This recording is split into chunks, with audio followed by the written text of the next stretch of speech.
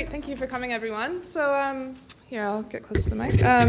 So today I'm going to talk about biosecurity and specifically global catastrophic biological risk mitigation. And so this will be an introductory talk, so I'll just go through a few of the concepts, but I do hope to generate some food for thought and some interesting discussion with it.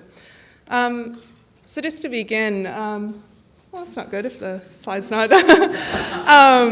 That didn't happen before. Okay, so yes, but beginning with definitions. So what do I mean when I say global catastrophic biological risk?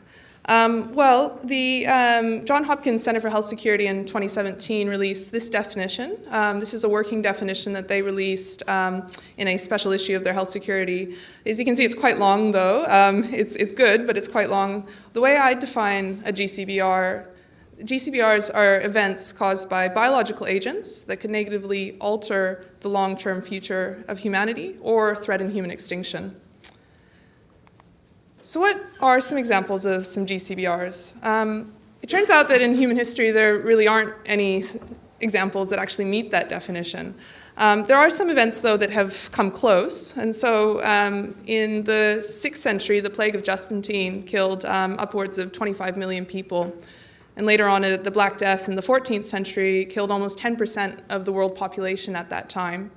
And 100 years ago, this year, the Spanish flu pandemic killed 50 to 100 million people. And undoubtedly, these events caused widespread suffering at the times that they occurred. However, none of them threatened the long-term trajectory of humanity, or arguably, and none of them threatened human extinction either. So they don't quite meet our definition of what a GCBR would be.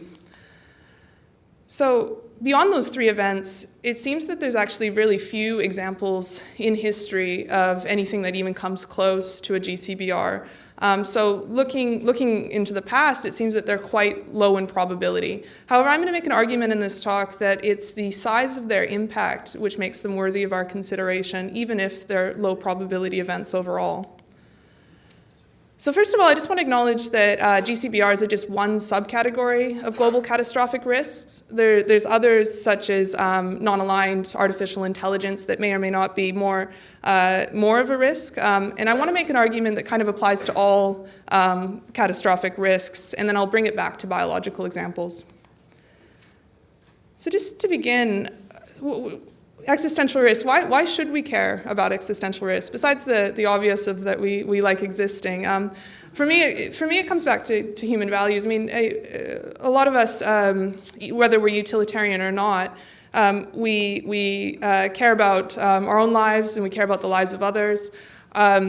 We don't think that one life should be worth more than another. Necessarily, the caring doesn't just limit to our own human species. A lot of us care about sentient beings as well, too. And our keynote speaker, Professor Peter Singer, has often alluded to a pond analogy when he discusses caring about someone on the other side of the world versus caring about someone right in front of us, that there is no reason to discriminate.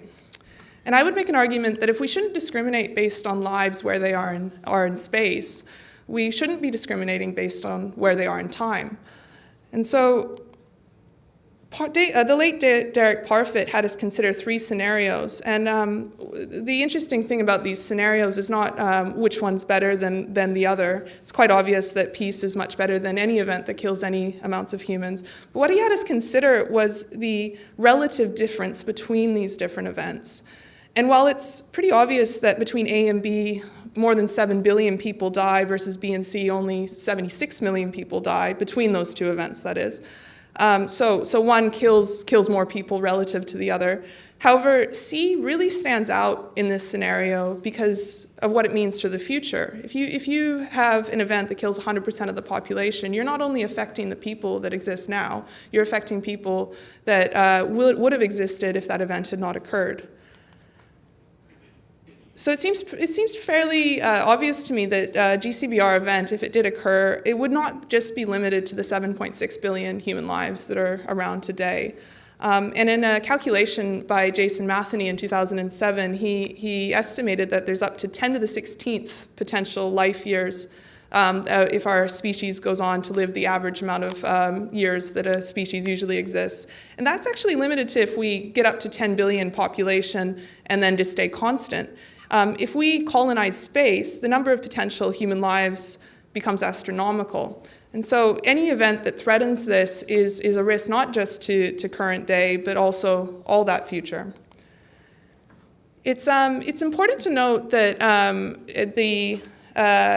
that GCBRs that don't cause extinction are not just or something that we should put aside for things that would result in extinction.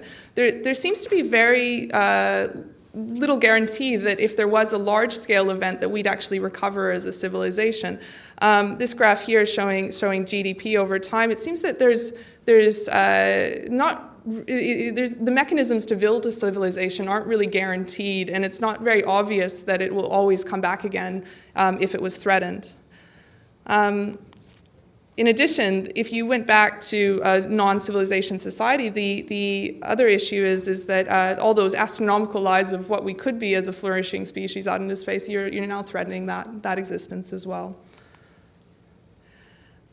One thing that's important to note when you think about events that are unprecedented is that they are really subject to anthropic reasoning problems and specifically observation selection effects. And observation selection effects, they exist when a property of a thing is correlated with the observer having to exist in the first place to be able to observe it. And this makes it very difficult for the human mind to actually think about these types of risks in the first place. So current biosecurity in this space is really focused on preventing things that are lower mortality in scale versus the types of events that I've been alluding to. So most of the biosecurity profile does look at things that can cause deaths in hundreds to thousands of people, and very little of it looks at global catastrophic risks or existential risks. What's interesting about human casualty events is that they seem to follow a power law distribution. So when you're trying to think about something that's unprecedented, that's never occurred before, how do you actually get a sense of what the probability of such an event would be? And one way you can do this is you can do a naive power law extrapolation. And if you plot this is plotting on the x-axis the log of the amount of casualties versus the y-axis the log of the cumulative frequency, you can see that it's an inverse linear relationship. And you can extrapolate that downwards to actually get to an event where you'd be killing billions of people, and you'd be able to work out naively that probability of that occurring based on history. So this was done in a study by Andrew Snyder-Beatty and Piers Millett from the Future of Humanity Institute and was released last year. And they used this to try to get even a sense of if you have a very low probability event, but that probability isn't zero, and you have future lives that are at stake from this, what is the actual cost of putting research money into this to even reduce that risk by a small amount? And what they were able to come up with is that it's cents to dollars to actually invest into reducing this risk by 1% versus more traditional biosecurity that's done today, which looks at reducing a much smaller number of people, but takes millions of dollars to do those types of aims. So even if you don't buy the future arguments, so you go, oh, future people, they don't exist yet, it's very hard to morally consider them into our calculations. It seems that there should actually still be a very strong argument to care about things that might threaten our existence. And so the person affecting view is a view where for something to be bad, it has to be bad for someone. And so if you take this viewpoint, you can only really care about the 7.6 billion people alive today. However, there was some calculations done, this was a post on the Effective Altruism Forum, that looked at even if you just cared about 7.6 billion people and you looked at our best estimates for the risks of these types of things, it still works out to be about $9,200 per life year saved if you put money into preventing the deaths of this number of people that exist at the moment. So I've been talking very broadly, but I want to bring it back to what actually a GCBR scenario would actually look like. And so these are three pretty broad categories that I'm just going to go through. Natural pandemics is the one that comes first and foremost to mind. In May of this year, the Johns Hopkins Center for Health Security released a report where they went out to characterize what a pandemic pathogen would look like. What they found is that viruses seem to be much more likely to be able to cause pandemics than bacteria, which again are much more likely than fungi's ability to do so. They also found that RNA viruses would be much more likely than DNA viruses to be able to cause widespread disease, and this is part due to their mutation rate, and that the mode of transmission would most likely be airborne transmission as well too. So it seems that from natural pandemics, the risk is definitely highest for RNA respiratory viruses. However, it's not very clear whether a natural pandemic is more or less likely than historically speaking. On the one hand, we do have things that actually make a natural pandemic more worrisome. We have air travel, so you can have people spreading disease quite quickly while they're still inoculating it. We have intensive animal agriculture at the moment, where you have animal reservoirs being able to circulate pathogens and then being able to spread it back into the human population. And we're actually much more population dense as well. On the other hand, though, we've had massive developments in hygiene and sanitation, medical advances like vaccines, and we actually understand diseases a lot more. So it's not totally clear that the current state of affairs is more likely or less likely to result in a natural pandemic than, let's say, a few hundred years ago in history before we had these types of advances. The other thing is that there seems to be evolutionary constraints on the types of natural pathogens that can come out. And this is just a graph showing some well-known pathogens. What it's plotting is that on the x-axis you have the basic reproductive number, and so that's a way of measuring the number of people that will become infected if you introduce one infected person into that population. So it's its contagiousness as an infectivity. And on the x-axis you have the case fatality, and as you can see, it seems that there's an inverse relationship between how infective an agent will be and how fatal it will be. And now this is for a number of reasons, but there's no reason that there's no reason that this has to be the case if you were engineering a pathogen per se, but it does seem to be an evolutionary fit that does get followed as pathogens evolve for a number of reasons.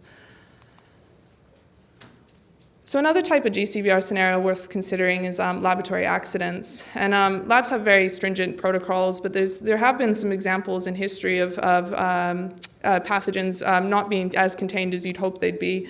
And one example of this is the Russian flu in the 1977 influenza epidemic. And this epidemic was a bit odd because it was infecting mostly people under the age of 25. And about a decade ago, they went back to look at samples from this, and they found that it was almost a near identical H1N1 strain from the 1950s.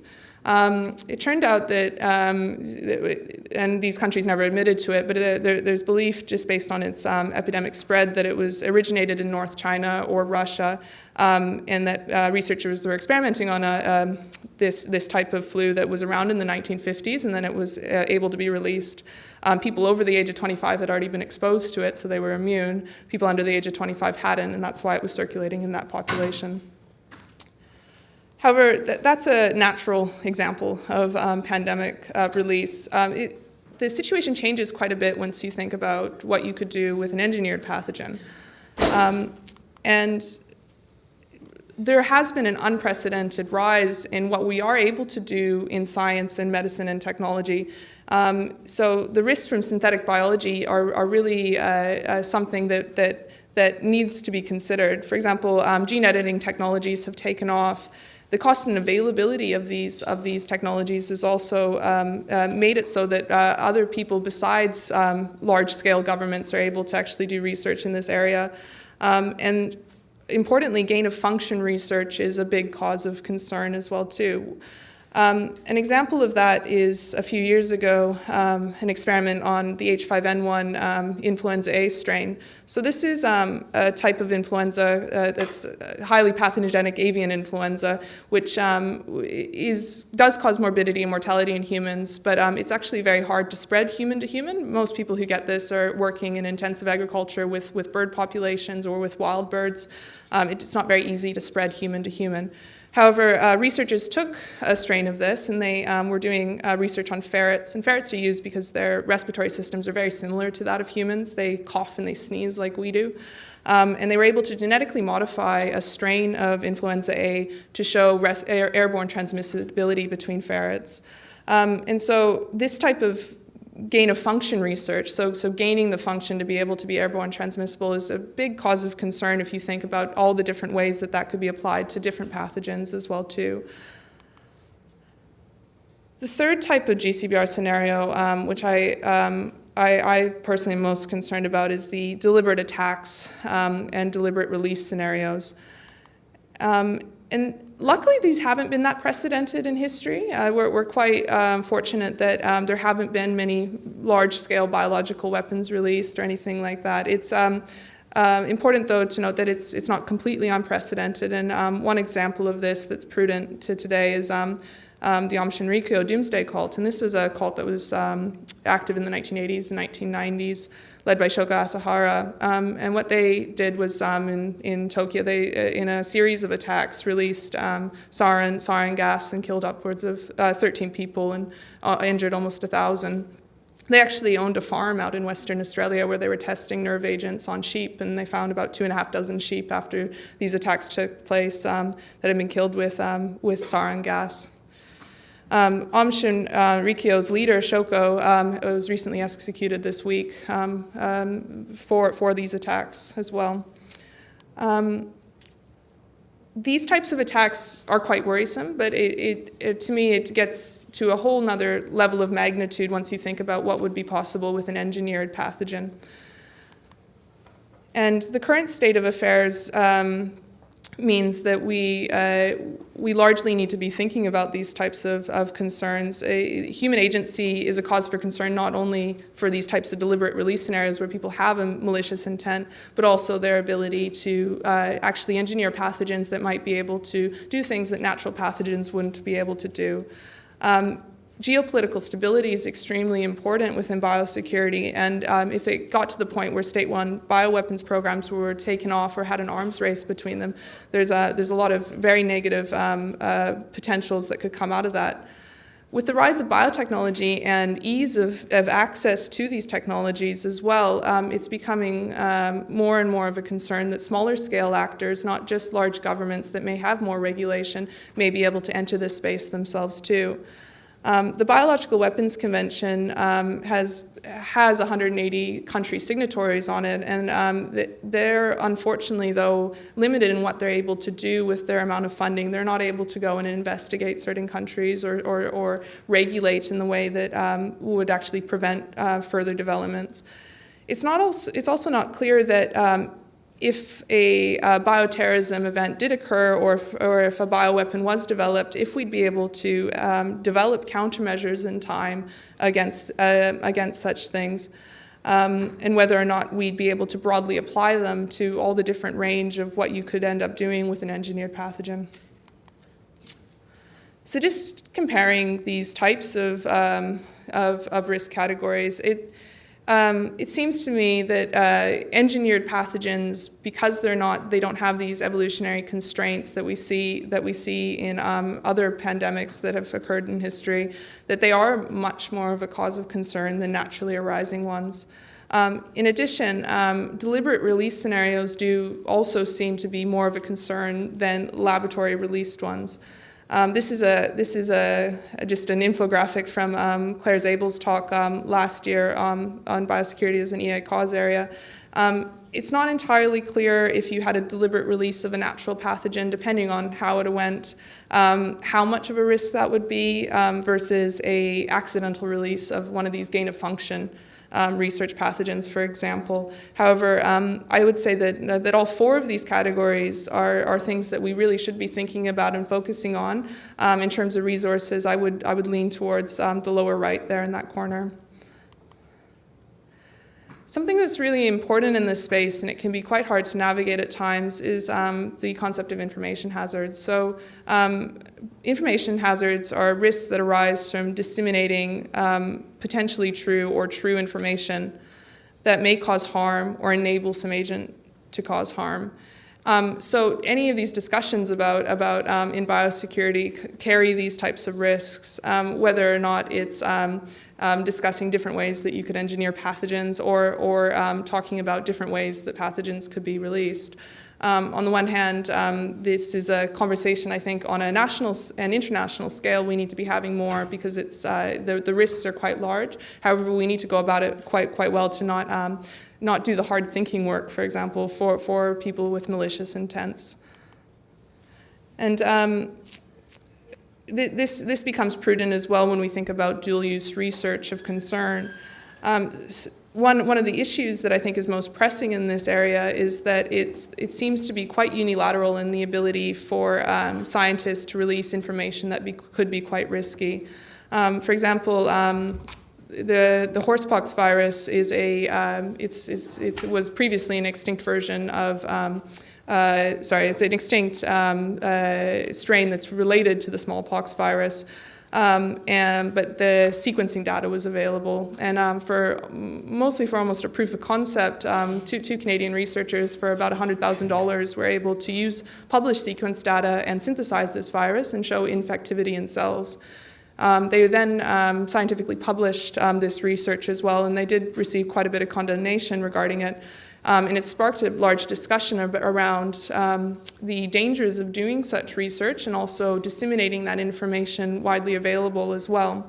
However, there is an inherent asymmetry with this type of research because even if you have 100 scientists on board going, this is too risky to do, this is too risky to publish, all you need is one of them to go, well, no, I don't think it's that bad. It's well, I can't see anything bad happening, and they're able to do it. That information is out there. So you have a real problem with being able to have the whole community on board to be able to go, no, this is a territory we shouldn't go into. And I do fear that over the coming decades, this is going to become more and more of a concern as the pressures of research take off, as well as the capabilities of research take off.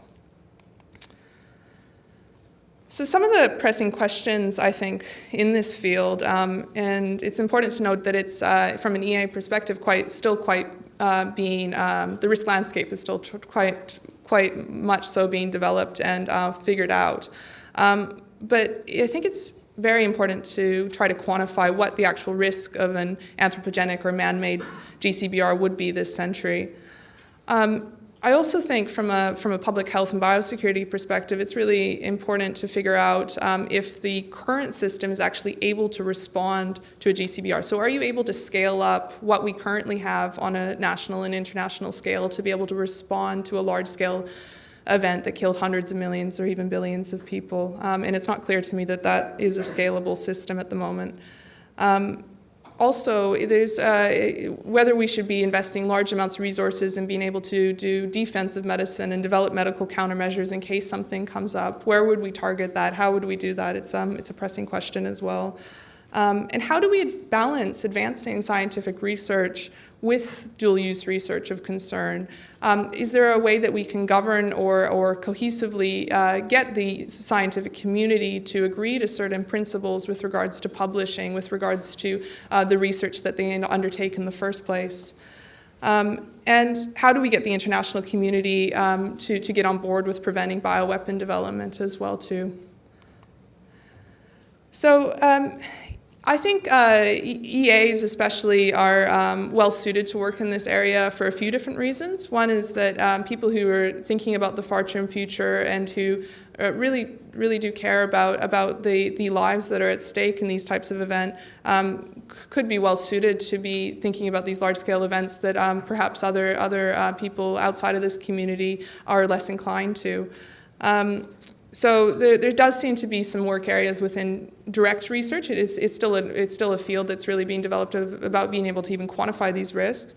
But beyond that, there's also a lot of policy and research work that's to be done in national security agencies. The US is a very big player in this field, but also international organizations as well. In addition to perhaps some direct research, but I'm less clear about whether that's the best area to go into. The 80,000 hours had a career guide a few years ago that was released, and this is the way that they ranked what they call the scale, neglectedness, and solvability. So this is a good heuristic to work out how much this field should be pursued. I would think that neglectedness one is probably not totally accurate, and that's because this is 2 years ago, and it says at the bottom there, you can read over $1 billion spent by the US government. It's actually now more than $3 billion in this area, but I don't think that's an accurate portrayal because it's not actually being directed towards large-scale events. It's very heavily skewed towards smaller-scale events. So if you think about things that are going to cause a lot of problems, maybe that neglectedness is even more so. There's very few people working on this specifically. And that's, yeah. No, I know, that's a bit, hopefully not the end. Let's keep it from being the end. So yeah, thank you.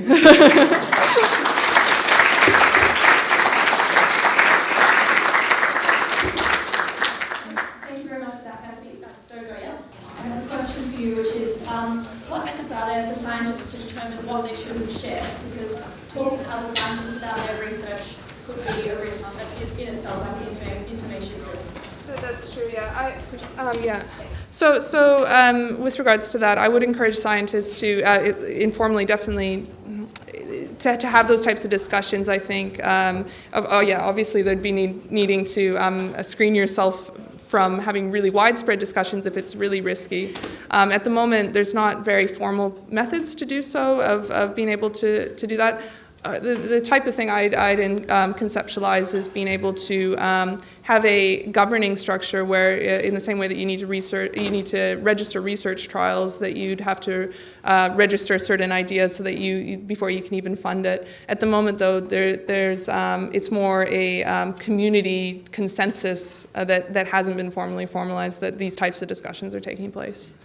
Okay. Thank you very much, Cassidy. That was really fascinating. Thank you.